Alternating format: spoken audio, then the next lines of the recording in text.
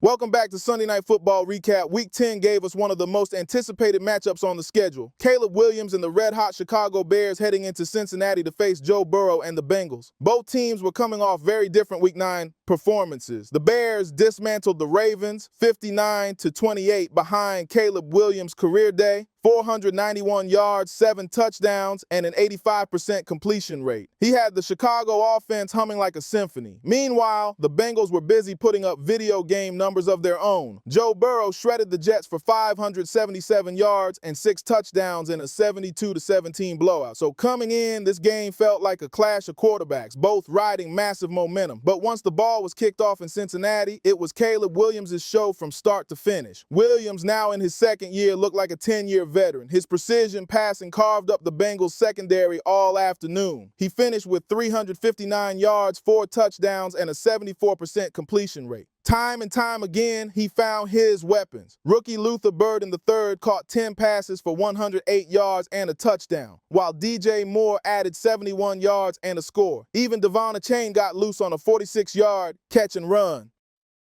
Williams wasn't forcing anything, just sharp reads, clean execution, and total control of the huddle. On defense, Chicago didn't just bend, they broke the Bengals' rhythm. Deion Henley led with 9 tackles and an interception, and veteran Stephon Gilmore picked Burrow off twice. The Bears' defense forced 4 turnovers and completely swung momentum in their favor. For Joe Burrow and the Bengals, it was a nightmare follow-up to last week's explosion.